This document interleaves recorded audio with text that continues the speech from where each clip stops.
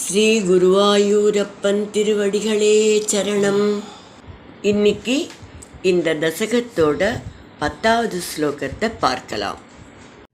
முதல்ல வார்த்தைகளை பிரித்து சொல்லலாம், பிறகு ஒவ்வொரு வரியும் சேர்த்து சொல்லலாம். ஸ்வதுங்க ஸ்ருங்க க்ஷதவக்ஷ சம்தம் ஸ்வதுங்க ஸ்ருங்க க்ஷதவக்ஷ சம்தம் நிபாத்ய தைத்யம் நிகமான் கிரஹீத்வா நிபாத்ய தைத்யம் நிகமான் கிரஹீத்வா விரிஞ்சயே ப்ரீத ஹிருதே ததானஹ விரிஞ்சயே ப்ரீத ஹிருதே ததானஹ பிரபஞ்சனாகாரபதே பிரபாயாஹ பிரபஞ்சனாகாரபதே பிரபாயாஹ ஸ்வதுங்க ஸ்ருங்க க்ஷதவக்ஷ சம்தம் நிபாத்ய தைத்யம் நிகமான் கிரஹீத்வா ஸ்வதுங்க ஸ்ருங்க க்ஷதவக்ஷ சம்தம் நிபாத்ய தைத்யம் நிகமான் கிரஹீத்வா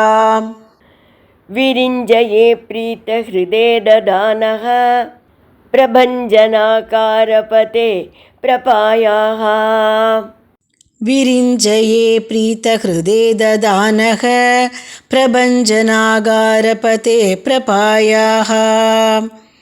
இப்போ நாம் இந்த ஸ்லோகத்தோட வார்த்தைகளை பிரித்து அர்த்தங்களை பார்க்கலாம்.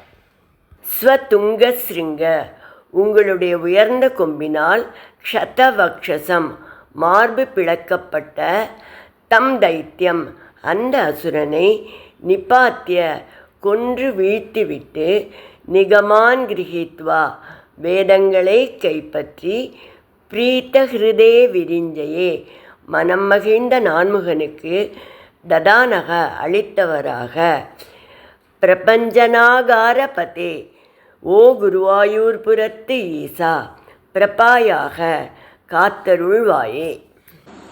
இப்போ இந்த ஸ்லோகத்தை முழுவதுமாக பாராயணம் பண்ணி இதோட முழு அர்த்தத்தையும் பார்க்கலாம்.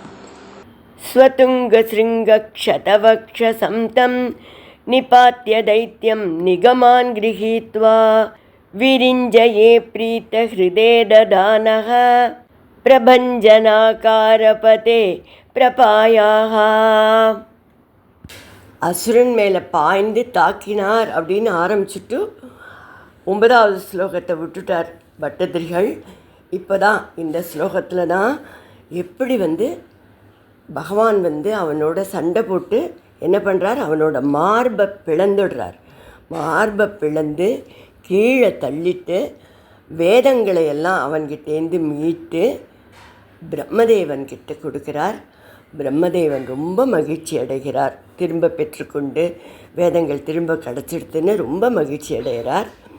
அதுக்கு பிறகு, இப்படிப்பட்ட வியத்தகு செயல்களை புரிந்த நீங்கள்தான் என்னையும் காத்தருள வேண்டும் என்று வேண்டிக்கொண்டு பட்டதிரிகள் தசகத்தை பூர்த்தி செய்கிறார். பிரம்மாவிடமிருந்து அரக்கன் ஹயக்ரீவன் வேதஞானத்தை அபகரித்து சென்றான். பகவான் மத்ஸ்யாவதாரம் செய்து அதை மீட்டு கொடுத்தார் என்பதற்கு வேறொரு விளக்கமும் பெரியவர்கள் தருகிறார்கள். மனிதர்களை பகவான் ஞானத்தோடு தான் படைக்கிறார்.